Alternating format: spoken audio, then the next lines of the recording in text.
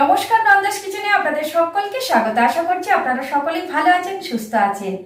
সরস্বতী পুজো উপলক্ষে একটি রেসিপি আপনাদের সাথে শেয়ার করব। আগে থেকেই আমার চ্যানেলে গোটা সিদ্ধ গোটা চচ্চড়ি রেসিপি দেয়া আছে, আপনারা অবশ্যই দেখে নেবেন। শীতল ষষ্ঠীর কাটা চচ্চড়ি রেসিপিটি আজকের আপনাদের সাথে শেয়ার করব। আসল রেসিপিটা কিভাবে আমি বানাই দেখে নেওয়া যাক। শীতল ষষ্ঠীর স্পেশাল চচ্চড়ি বানাবার জন্য সবার প্রথমে আমি কিছু সবজি কেটে নিয়েছি। যেমন এক আটি শীষ পালং এরকম ছোট টুকরো করে কেটে নিয়েছি। আর এখানে আমি আমার পছন্দসই কিছু সবজি কেটে জলে ধুয়ে নিয়েছি। আপনারা আপনাদের পছন্দ মতো সবজি নেবেন। এক বাটি ঝিরিঝিরি করে বাঁধাকপি কেটে নিয়েছি, আর 150 গ্রাম কুমড়ো ডুমো করে কেটে নিয়েছি, কয়েকটা শিম, একটা বেগুন কেটে নিয়েছি এইভাবে। আপনারা এখানে ছোট বেগুনও ব্যবহার করতে পারেন। আর শীতের এখন ছোট আলু পাওয়া যায়, এতে কিন্তু চচ্চড়ির মধ্যে এই ছোটো আলুগুলো খেতে ভালো লাগে, তাই আমি এখানে ছোট আলু দিয়েছি। আপনারা চাইলে এমনি আলুও কেটে দিতে পারেন। কয়েকটা বিনস দিয়েছি, আর এখানে একটা গাজর কেটে নিয়েছি।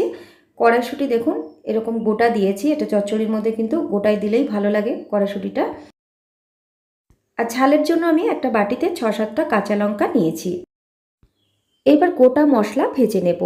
ননস্টিক প্যানে আমি দিয়ে দিলাম 1 চামচ গোটা 5 ফোড়ন, গোটা ধনে 1 চামচ, গোটা সাদা জিরে, গোটা শুকনো লঙ্কা 2টো।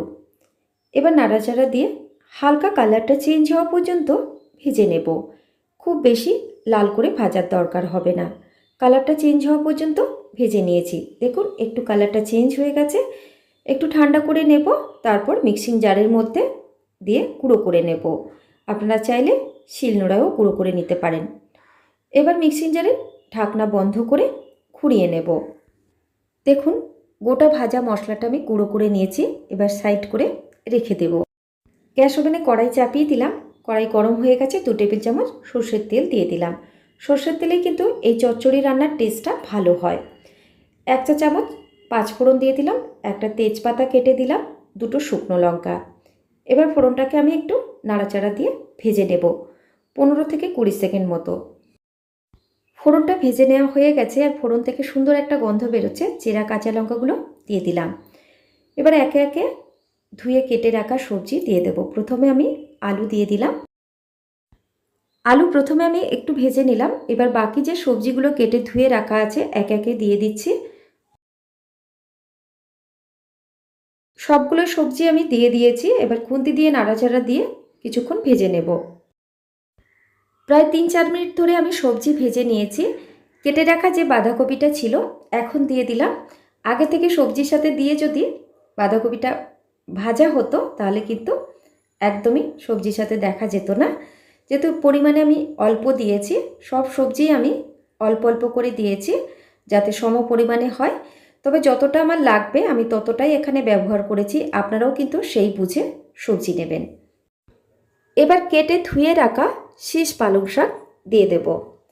একেবারে আমি শাকটা দেব না, অল্প অল্প করে দেব, আর খুন্তি দিয়ে নাড়া দেব।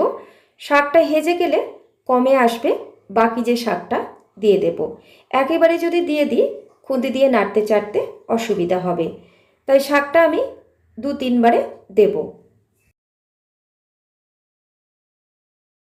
পুরো শীষ পালংটা আমি এর মধ্যে দিয়ে দিয়েছি, আর সবজির সাথে নাড়াচাড়া দিয়ে একটু ভেজে নিয়েছি। এবার গুঁড়ো মশলা দিয়ে দেব।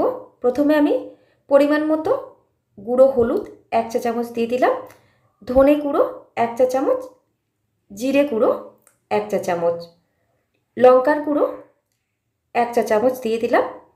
এই চচ্চড়িটা কিন্তু একটু ঝালঝালি ভালো লাগে, তবে যে যেমন খাবেন সেই বুঝে ঝাল দেবেন। স্বাদ মতো লবণ দিয়ে দিলাম। এবার সব কিছু দিয়ে 2-3 মিনিট মতো এভাবে নাড়াচাড়া দিয়ে কষে নেব। তারপর ঢেকে ঢেকে এই চচ্চড়িটা রান্না করব।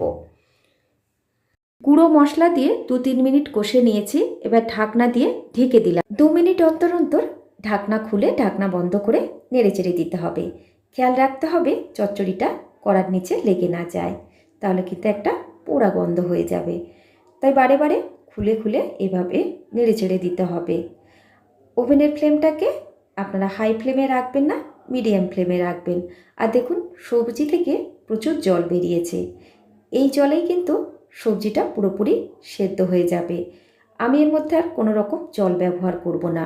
এই রান্নাটা কিন্তু একদমই শুকনো শুকনো হয়, তাই জলের দরকার হবে না আমার এখানে। যদি আপনাদের প্রয়োজন মনে হয় জল দিতে হবে, তাহলে কিন্তু একটু গরম জল একদমই অল্প পরিমাণে দেবেন। এই রান্নাটা কিন্তু ঝোল ঝোল হয় না, একদমই মাখা মাখা শুকনো টাইপের হয়, তা সেই বুঝেই আপনারা জল দেবেন। সবজি 90% সেদ্ধ হয়ে গেছে। এখন আমি এর মধ্যে টেস্টটা ব্যালেন্স রাখার জন্য 1 চামচ চিনি দিয়ে দিলাম। আমাদের শীষ পালঙের চচ্চড়ি রেডি হয়ে গেছে। নামাবার আগে যে ভাজা মশলাটা গুঁড়ো করে রেখেছিলাম 1 চামচ ওপর থেকে দিয়ে দিলাম। এই চচ্চড়ির মধ্যে এই ভাজা মশলাটা আপনারা অবশ্যই ব্যবহার করবেন, তাহলেই এই চচ্চড়ির স্বাদ আর গন্ধটা আপনারা একেবারেই উপভোগ করতে পারবেন। গ্যাস ওভেন অফ করে দিলাম। দেখুন সবজিটা খুব সুন্দরভাবে সেদ্ধ হয়ে গেছে। একটা চামচ দিয়ে কেটে দেখাচ্ছি, একদম নরম হয়ে গেছে সবজিটা।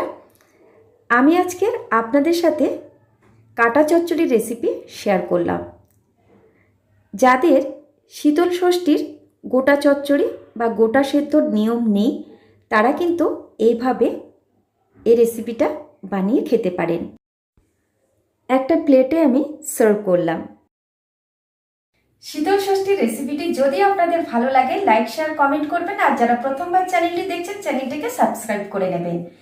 পাশে থাকা বেল নোটিফিকেশনটা প্রেস করে অন করে নেবেন, তাহলে আমি যখনই কোনো নতুন ভিডিও আপলোড করব আপনারা সবার প্রথমেই দেখতে পাবেন।